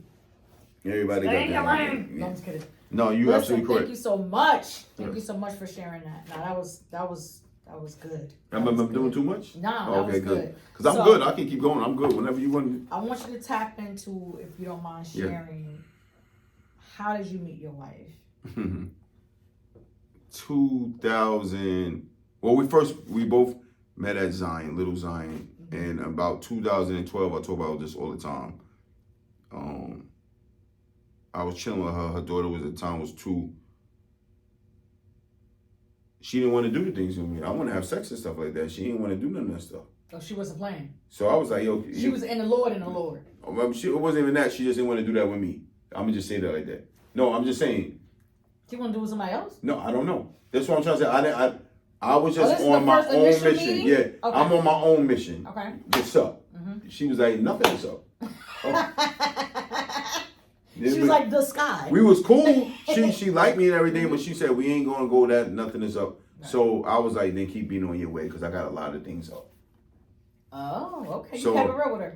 Yeah. You didn't try to persuade her. Oh no, I was like, peace out. Okay. Because I'm on the move. I'm shaking out right now. I'm on the move. I'm on the. I'm shaking out. So yeah. So God bless you. So this is crazy. So throughout the years, we always was cool. We was cool. You know, we would go to the same church. There was times I would see her on the street like let's go get something to eat and everything, but I always was like, she's too slow for me. As the years go by, 2013, 2014, I should be like this. And so. And you saying slow as in she ain't giving in. Yeah. I'm like, yo. Cause she like either you courting me or you not. You know, you gotta remember, I worked at a strip club, so I didn't have to go through these problems. I had no problems. Right. Zero problems. Zero problems. Yeah, right. So, and guess what? And being addicted to that, I'm not going through no problems. Why I gotta go through problems? No? Let me show you how many yeses I can get right now. Let give me 5. Give me 5. You know what I'm saying? Right. So, the years went by. 2019, I did my song. Bless Yes. And that's another sensitive subject. From that, I'm like, yo, we going to the Super Bowl. Can you imagine when I say bless, you say yes. Bless in the Super Bowl, be like, yes. That's it. Gotta see it before you see it. Next thing I know, none of us is talking. That's a whole nother thing. Wait, what? Okay. That next thing I know, I'm like, yo, this is crazy. I'm thinking of, but the devil did what he did. Boom, boom, boom. Everything went left, way left. And so then everything came back. And so when it came back, it was like, yo, let me do this right. The person was like, yo, you need to get a lawyer. You need to get a lawyer so we can, when the song blow, we don't have no, you see what happens when you're friends, it can go back and forth. So, right. So she was like, I told you, you told you need money to do all this. So I'm like, I don't got no money. She was paying for the stuff. She said, you know anybody? I was like, nah, I don't know nobody. And then I was like, you know what? My pastor always bigged up Michelle. Because I know my pastor, he's the whole not financial secretary of the Church of God in Christ. He ain't going to big up, he don't big up nobody that's not big. You know, right? Oh, this person is great. And if he vouch for you, you good. Solid. Yeah. He not gonna say it. So I'm like, let's ask her. And then my friend asked her, and then my friend said to her, Otis is a good part, but he need a wife. I'm like, yo, what are you doing? I never told you to do that. My friend called me back. I told her this. I never told her. But see, me and her was always cool already. And so we started talking. That was a crazy season in my life because I was living in my car in McDonald's parking lot in Hempstead. I lived there for the whole winter time 2 years ago. I was living somewhere else. The guy was like, you can't stay here no more. Then I was living in my car. And I remember talking about blah, blah. And I remember saying to the Lord, I was like, Lord, thank you for everything you do for me. I really don't think I can make it in. Because I was like, I know I'm a guy of your own heart. And people that know, they know I talk about you. But I was like, yo, Lord, I'm not stopping having sex, Lord. I'm not. I'm not. Yo, I'm just telling you what I said in the car. I was like, I'm just not. I'm not. Can't give you that. And I know. You, if we do things right, you know, a lot of people is comfortable doing things wrong, and I'm one of them. So we get so comfortable doing things wrong, we try to make them right. Oh yeah. But if we do these things right, and we do it right, you don't want us doing it, and I'm doing it. And I was like this, and the pandemic is lifting. You know what I'm talking? I'm dead up serious. I'm talking dumb. But I was dead up serious. I was like, Lord, and the pandemic is over. But this is what did it. This is what did it.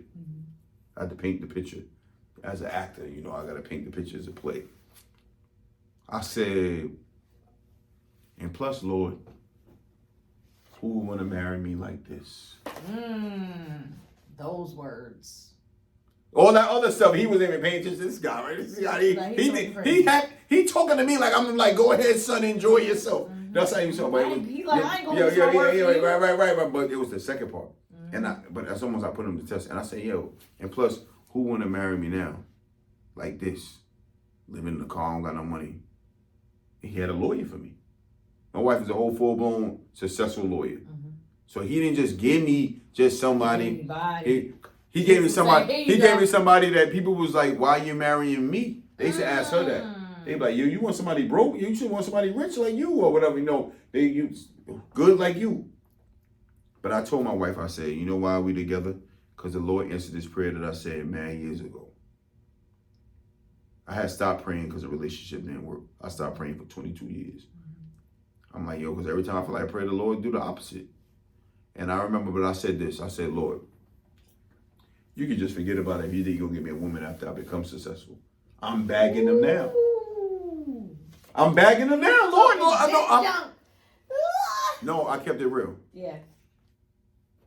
I think a lot of times it's sugarcoating, and the Lord is not a sugarcoating God.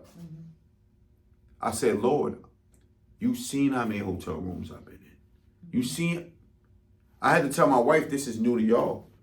I had to explain to my wife and daughter. I was the first guy that my daughter seen live with her moms.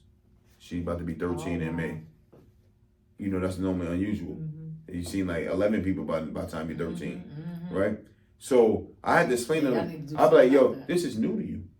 This is new. This is old. This is old. I had to really explain to them. I'm like, yo, this is so old.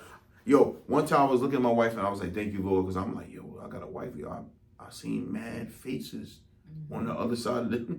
Yo, I'm sitting up. I was like, yo, I seen mad faces. Mad faces. And so that was the Lord. So I said, Lord, I need you to give me somebody that's going to be with me now that I struggle. Because I'm going to blow. All the prophecy, all I got to keep doing it. I'm going to blow. So then I know it belongs to her. My wife knows we have these stories. Right. Every person that I have talked to, you know what I told them? I have nothing. Now that's on you. Now we did a lot of stuff on you knowing I have nothing. If you understand what I'm saying, I wasn't lying. So Lord, I'm telling the Lord, Lord, you saw the life, I'm telling you the simple life I had, right. Telling them I had nothing. What's going to happen when I have something? Then I never want to be there. Because I do understand there's a lot of big people like this. People won't understand it until you know. That's why people lied on God. I used to lie on him with this lie. A lot of lies. Don't judge me. The Lord said, do judge. They don't even tell you that. But you know why it's hard to judge? Because he said, do it righteously. Right. And the only way you can do something righteously, you got to be a part of it. Yeah. Well. So, know what I understand? A lot of big people, judge the fruit they bear. You know, a lot of people are like, oh, why they not married? Why they not married? You know what happens? What? I learned this. Because if I didn't work, I'll be in the same boat. This is what happened. It's hard. You built a kingdom.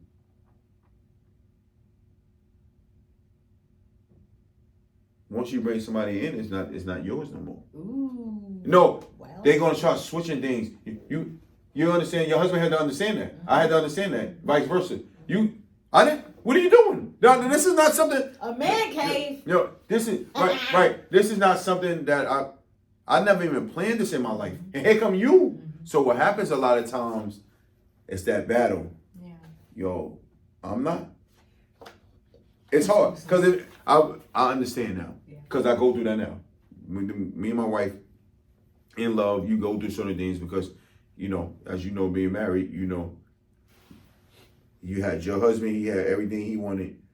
You had everything you wanted. And then you come together. Mm-hmm. I had things I wanted before you. Yeah. Yo, you just, yeah. And then me and my wife got married later. So I had to understand that. We both had to understand that. Mm-hmm. I married you at 45. You know how many things I had planned already? Do you know how many things I have planned already? I just married you. We just getting to know each other. You knew, and I'm new in this. Yeah. To each other. Right. Yo, I had a whole itinerary of what I tell you. Plans. Right. This is why I don't do it, because now look, I didn't know what I did. So now, okay. I'm sorry. Because know what I didn't plan? To be married. Mm-hmm. Right. You ain't foresee that. Right. So now, coming from what? In your words, I was a big sinner. Yeah, big sinner. Coming from being a big sinner, yes, you already was wanting this lady in another way, in a sinning way. Let's just keep it. Yeah, definitely. That's what it was. In a sinning way, even though you've known her all these years. 2012. Now you get married in 2021. You get married. She has a daughter as well. Mm-hmm. Okay. How can I explain? What goes through the mind of a person who, for one, did not see themselves being married because they enjoyed the sin? Because we got to be real with ourselves. You enjoyed the sin. I enjoyed the sin, right? But you came from a household that broke you down in reference to marriage because they got divorced. Mm-hmm. Now you're shaking out in strip clubs where you worked. It was easy access to it. The young lady telling you it ain't going to happen. Right. I'm not having sex with you. Now you're in it. How do you operate in that? So the great thing is about it, and you're a stepdad. It's cool. You have a bonus child. Yeah, well, the great thing about it is if I would have messed with in 2012, we'd have been done in 2012. Right. So we'd have been done. I tell her all the time. But it's funny now. If I was positioned right, and if this was the Lord's will, we could have been married too for 9 years already too. That could have been too. So right. But you understand? So it go both ways. But I knew where the position I was in at that time, because I was messing with her. She was going to be my only girl. Right. That's hands down. Exactly. That's why I left her alone. Yeah, you know what I'm saying? So now later, I remember I had a chance to live in the basement. I told her no, because I said, I'm going to make this the first relationship in 20 years out of all these girls I mess with. I'm going to make this the first one that I'm not going to do it the same way. So I stayed in my car.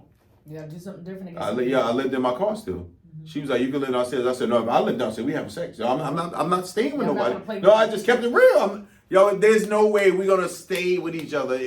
And nothing happened. I do. This is what I do. So, so I kept it real. So I said, let me stay in my car. Right. So I stayed in my car. We got married in July, and then I moved in when we got married. And then we had the big wedding in August. So we did a little small marriage so we can move in.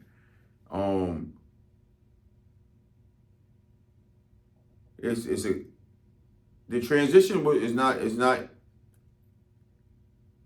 you always gonna deal with, not always, but you may have moments that you deal with what you always was dealing with or what you have dealt with.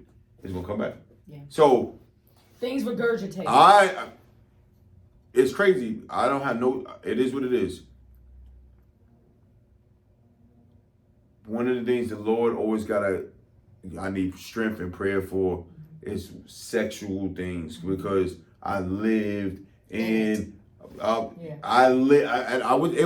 didn't just live in it. See, that's what I'm saying, because in the world we live in, everybody have sex, just about, you know what I'm saying? But I wasn't living it. I was it.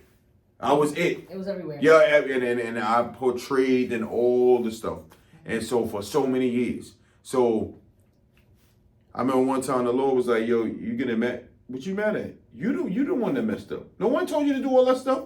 Now you want this other person want to be, then you want her to know the 43 flips and all of that. Don't I remember that. No one told you to do all that.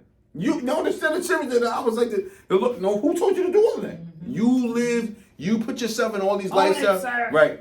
And now you want the other person. Then you get upset and frustrated and aggravated.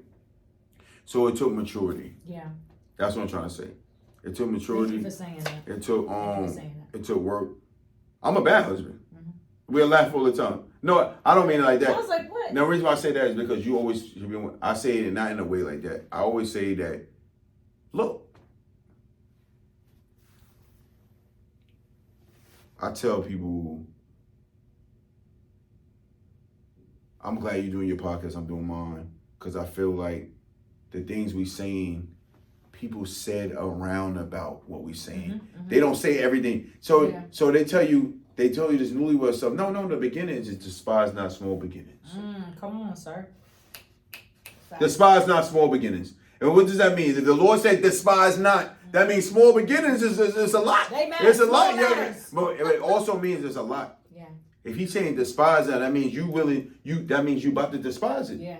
You know what I mean? That means I'm not going through this. No, people. When you start something new, that's what you say. Yeah. People give you they give you the fence. Mm-hmm.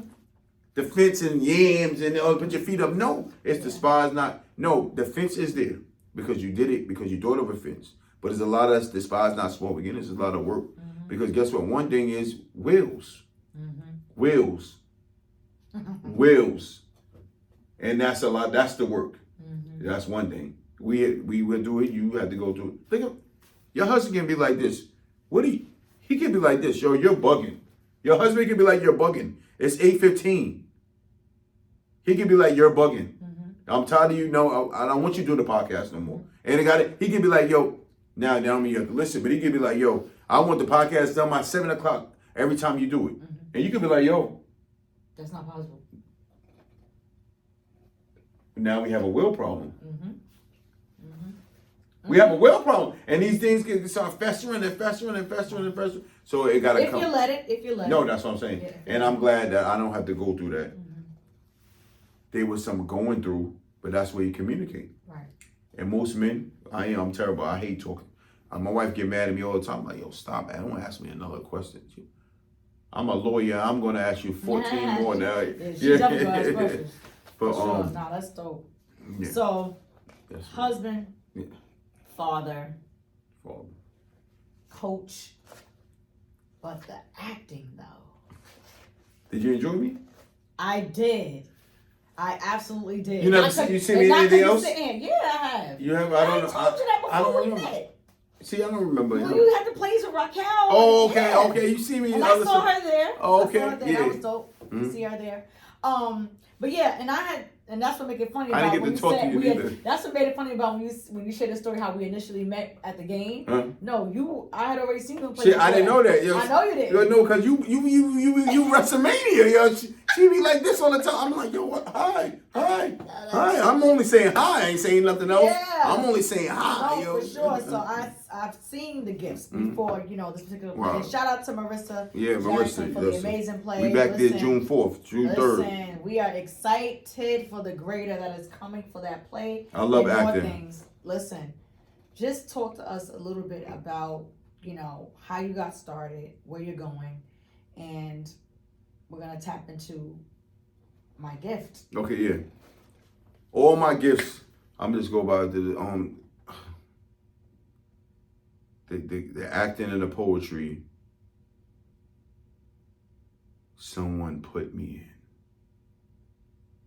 Position. That's your word now. Position. Someone put me. I'm gonna have to make you a shirt that say hashtag. Yo, please say, I'll definitely rock it. They don't understand it. Yeah, listen. Someone put me in because I was 30-something years old. We was having a Valentine's Day. Valentine's Day. This Valentine's season, right? So this is about 20 years ago. We was having Valentine's Day at King's Chapel in Southampton. And my homegirl, Juliet McGee, the great Juliet McGee, she was like, yo, I just want you to do a poem. I was like, I don't do no stupid poems. This is my response. I don't do no stupid poems. They're for soft people. Because the people you study were soft. And then the other half people was women. So the men were soft, that they told us about. And then I'm like, nah, and I don't rock nothing like that. So I was like, and what happened was, make it long story short, that Sunday, the person that was running the program started hugging me. I'm like, yo, hey, they hugged me again. I'm like, hey, two times is enough. And they was like, thank you. I'm like, yo, for the hug. And they was like, for being on the program. And my friend was laughing. Yo, I said, I want to do that. And from that one day, I'm here where I'm now. I wrote my first poem, What If to What Now? And so the acting, I went through a break with one of the girls that I was with. We broke up 17 times. I lost mad money. 17. That's another that's another movie right there. So I was plotting to get her.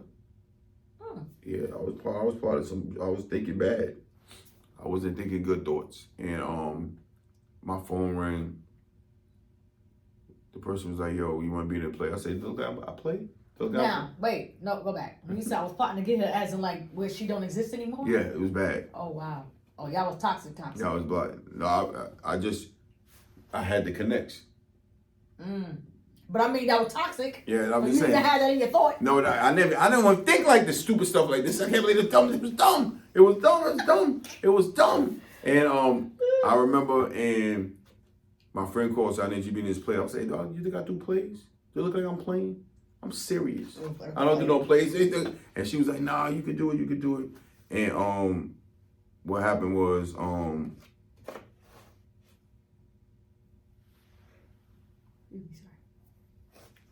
I went. When I got there, make a long story short, they never did that play or another play after that. And here am I just did a play at Malloy College. And when I say, listen here. Not because he's sitting here. I promise you, you want to see him. Don't say that. On stage, you want to see him on the big screen. Like, it's very natural. It was very natural. And like, okay, how can I can't really explain because, all right, there's acting, and then there's that thing where a person is actually that part. Do you understand what I'm saying? Okay, so, this is the only way I can explain it. I'm reading Cicely Tyson's book right now. Rest in peace to Cicely Tyson. Rest in peace. Right? And just, first of all, she was kind of forced to write this book. She didn't want to never write a book. She didn't care to. But look, she wrote it and now she passed away. With that, one of the significant things with just where I'm at reading the book right now, she was so in tune with herself. Right. In these parts. Like, there was times where, first of all, back then, with the acting situation, it was very different for them. She was a darker skinned woman. Yes. So they weren't even looked at as beautiful. But this lady commanded. And because she grew up in a church as well, she understood certain parts were hers when they were like, no, that can't be for you because this is for such and such. And then next you know, it was her part. Yes. So that's what do you understand what I'm saying? What I got. I've been blessed about thinking because I've been blessed. I only really auditioned for 2 things in my life. I remember the first time I got in, somebody was like, yo, you could do it all Broadway, Niecy Newsom. The guy was going to make me just a landlord. She fired that guy and got somebody else to do the play and to give me a part. And she made me, I was the mafia boss. And then from there, I went on. Somebody was like, yo, can you be in this? Somebody, can you be in this? In every play, someone saw me and they asked me to, all the way up to now. I did a couple of movies. I just did a movie called In and Out. I'm waiting for the Netflix thing that's gonna pop soon, and let's go. Work through some things, with God, my man JD Lawrence, stay up, and Raquel, and like I said, people put me in this. So you know what I do? I don't ask people. Like, you're gonna be in something too. I'm telling you, you my homegirl, right? You gonna I don't, because I believe. I just got chills for real. No, I'm dead serious. I'm dead serious. I'm gonna write something for you to be in, because first of all, as the writer, why would I make the job hard for you? I will let you take on the hard tasks if you want to do other stuff. But if I want you to be yourself, guess what? I'll make you have me the podcast. I may have you the makeup girl. I may have you the t-shirt distributor. This is what you do. And now, you like, yo, I'm acting. You are. And Patrick Swayze, I call him Bishop Patrick Swayze, said, people act every day because you got to act like yourself. So we're all actors. He said we're all actors. You got to act like yourself every day. He was acting like yourself in that play. I'm telling you right now. He was acting like himself. Oh man. So every play I've seen, he's acting like himself. I try to but all these selves, I'm not. I've been a rapist, thank God.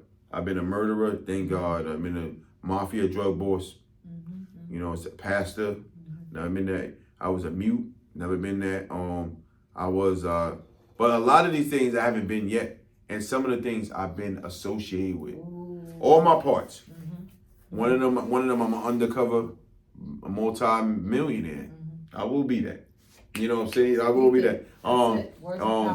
And then for better or for worse, I see the ways that I was that guy, Brian. I'm like, oh man, I see all my plays, even with the officer that talking to young, trying to keep them getting out of trouble. I do that all day. So love that. God be knowing. Period. My black men. And so, speaking of that, poetry. You know, I do have a poetry business. It's called Successes in Your Bloodline, and what I do. So now, what made it? At what time and what in your mind said I can get paid to do this? Because you know I write poetry as well. And we gotta do something together. Yeah, I write poetry as well. And I've always everything. People would just ask me. People just ask me to write something for a family member or an occasion. I would just write it. Yes. And they're like, "Well, how did you write it? You don't know." I'm like, I don't know. Oh, you gotta Yeah. So the funny thing was, and I don't even know how I came upon your page. Oh my God, it's so good. I promise you, it's divine connections. I'm telling you. I caught chills with that. But you had posted one you did for somebody, right? And it almost literally looked identical to something I made for somebody. And then I felt crazy because I was like, why didn't I save it? Because I would have shown it to you. I'm glad you didn't be like this. Are you copying off of me? No, it was so eerie. I'm like, God, what? We were connected. It was exactly. And it's funny. Because now, look, we're in 2023. Right, Hello. Right. And I wouldn't know, and I didn't know you write poetry. I promise you. I said, wait, whoa, what? It was awesome. Yeah, see, that's what we was talking about earlier. You see that? You gotta that's what we talking about earlier. That's what we talking about, yo. Is everything all right? Everything all right? You better find a way. So Siri ain't doing her job right now. Yeah, but no, carry on. Real quick, but what I was talking about, I forgot about quick. No, so I don't know. I was just sitting one day, business law class. Business law. I went to school. I finally graduated from Briarcliff. I went to school for business marketing, and I was in business law, and we had to do a project about LLC and all of that. So I made everything into LLC and write everything out, the vision plan, the mission statement, and all of that. And then I said, I'm gonna make bibs and T-shirts and plaques, and I want to do murals on people's walls and everything. And what happened was, none of it was happening. I'm like this. I did one T-shirt, but the frustration of, and because I have a servant heart, I just did a podcast called Eminem's Ministry and Money. Love that. But what is your motive? If you have a servant heart, you will do ministry without the money. Because most of the time I don't get paid for the things I do. But you do got to find a balance, or you just will be doing ministry and you will have no money, and then you won't have no ministry. Well, there's some things you got to try. So you got to have that balance. You got to find that balance. You got to find. So when I ask God. So the reason why I'm saying that is because I used to be like here. What you're saying, right. Here. And I remember this Jewish guy named Jeremy Lauber. When I worked at Briarcliff in the library, I gave him something, and he kept laughing at me. I'm like, yo, laugh one more time. Laugh one more time. He kept laughing. He was laughing at the price. Oh. He said, if you ever charge, he said, well, the problem is you're selling them for people who only can afford this price. Ooh, come on, Jerry.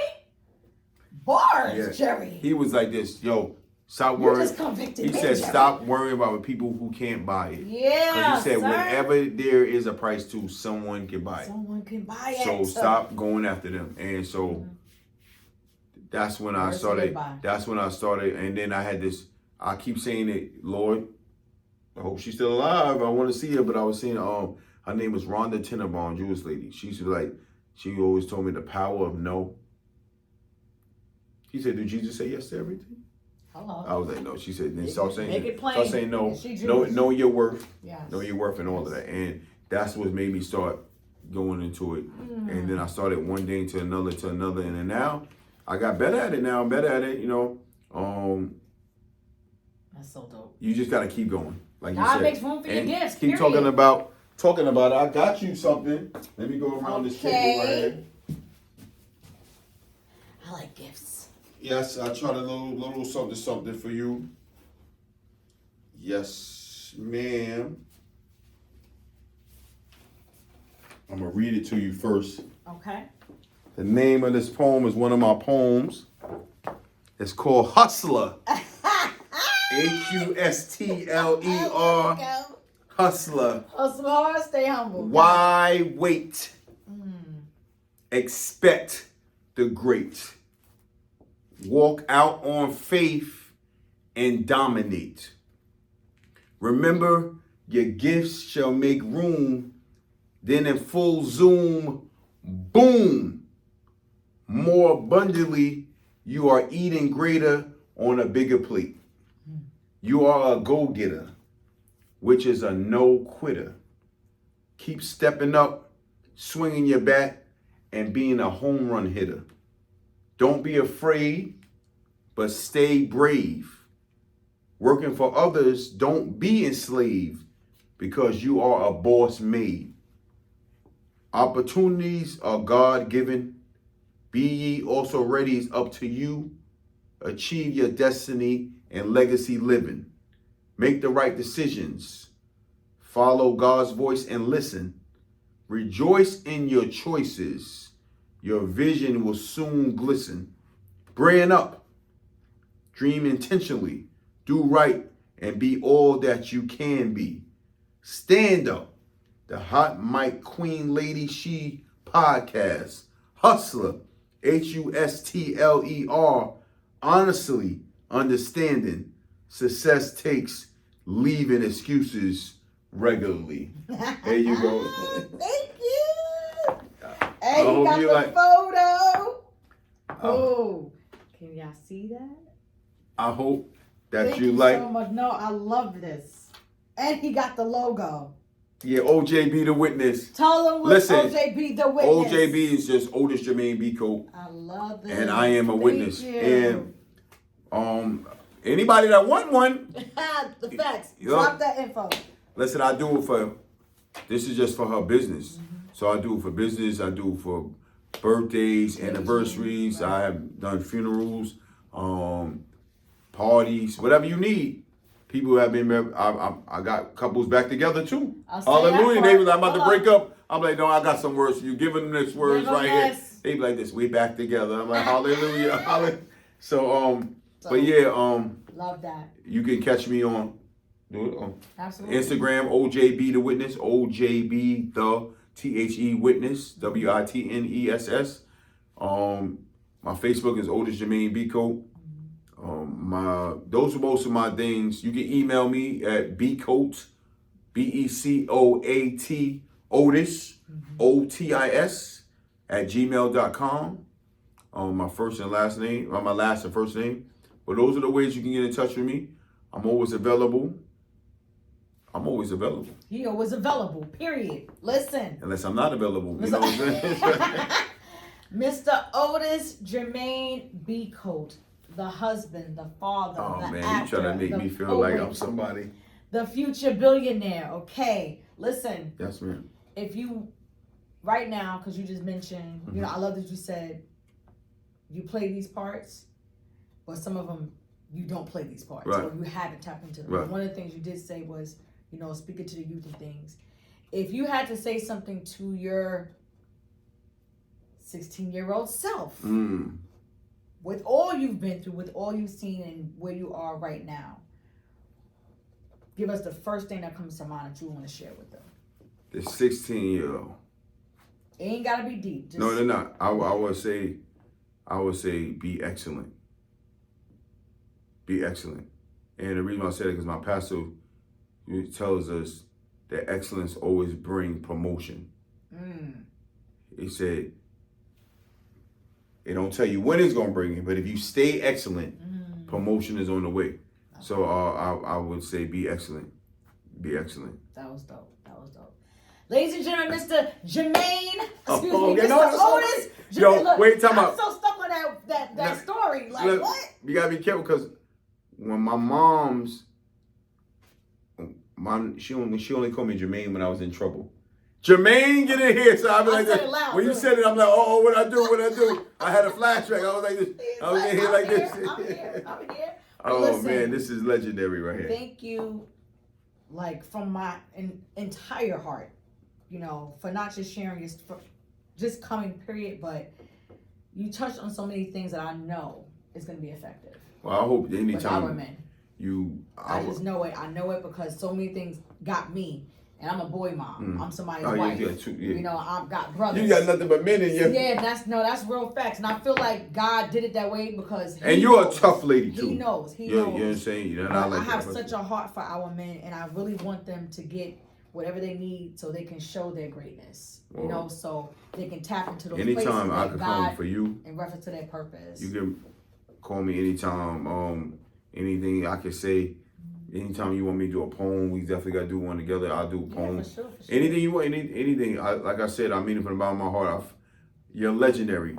You're legendary. And when because this is just the beginning. Right. So when you get on the bigger stages, and then you're going to look back and be like this. Yo, you're good at this. And you're natural. And you're mad comfortable doing this. I appreciate that. Look at you got the makeup and everything. Got the makeup. We posted up 18 different variations of the show. This is when you nice. When you nice. When you can do 15 different post setups. Get me on this show. Get me on this show. You know what I'm saying? I thank you for everything. I truly appreciate you because, I'm gonna just say now. Now is a time for you to tap into those places that you may have been running from, or that people's words that have, how can I say, people's words that have penetrated in your life that have kept you stagnant. When you're supposed to be going just a little step further and you haven't because of those words that were said to you. Now is a time for you to tap into, you to go a little bit higher or take an extra step, into that direction of something that you desire for yourself. God is still sovereign. God is still sovereign. To the person. Thank you so much for sharing, that piece about, having suicidal thoughts and things of that nature. Yeah, the devil is a liar. God is a mind regulator. Yes. Please, sir, please, ma'am, get in your word. It's the word that keeps us. It's the word that keeps us. And then and I always tell people, because when people go, that story, God's going to save me. That person that drowned asked God, he said, I save you. So you got to keep the right people around you because that's to help. Somebody called me. Right. I had 2 people that called me, and then the last person that called me, and then he was like, and they told me a big statement. So I'm going to tell this to everybody. Whatever you're going through, a lot of times, this is a statement he gave me. He said, it's just halftime. He said the 4 quarters would matter. And so he gave me, he was like, Warren Buffett, one of the world's richest men, he said he became rich at 55. And at that time, I was only 40. Right. He said, it's halftime. Hello. He said, you still got 15 years. You still got 15 years to get it right. And so that's to somebody right there. Absolutely. It's only halftime. I'm going to relay what he said to me. Boom. It's only halftime. Boom. Love that. It's only halftime, baby. Yeah. So you got 2 more quarters. 2 more quarters. Let's go. Let's go. Stop playing with this thing. This is a boy's mom. This is a boy's husband and boy's mom. Because she just sound like, she like, yeah, let's go, boy. Defense. You can't guard me. I was chilling too. Right. Oh, you got to, that's I was chilling from middle school too. Oh, wow. For sure. We the same age? I'm a little bit younger than you. Oh, okay. That's what's up. We in the same boat. Yo, I'm scared. I wasn't asking for no reason, just to see what boats we were in. That's it. But listen, Yeah. thank you so thank much. you. Thank you for my gift. I can't wait to put it out. I already know where it's going. Yes. But just continue, you know. Do me a favor, take a picture with that so I can add it to my portfolio. We're not done. We're not done. No. But you know, just continue to allow God to direct you. You know, I am absolutely not. I don't play with prayer. I'm absolutely praying for you. Thank you. And all that you are doing, being a husband, being a father, you know, being a mentor, all these different things, they are to reach people that you probably will never meet. Right. That's so definitely true. What was said on tonight, I just feel and I just know either somebody gonna reach out to you or me connected to what they heard on tonight. Just like that person reached out to you in the nick of time. Yeah. We could have done something that you wouldn't even be sitting here. Right. With him. God used that person. So Definitely. You are being used. And I thank you so much. Listen, everybody, make sure you subscribe to How Mike Related She Podcast on YouTube. Please do. Make sure you tune in. I'm so excited for This Is Now series number 2 for our Men Where Art Thou series. We're going to have some amazing men who are going to speak to the men. This ain't about me, y'all. I'm letting them do the talking. I'm letting them share what they want to share. And whatever God lays on their heart, let them do their thing. To our men, we love you. We are rooting for you. You are amazing. You are God's creation. So you have purpose. Yes. Never forget it. Never. Peace and love. We out, guys.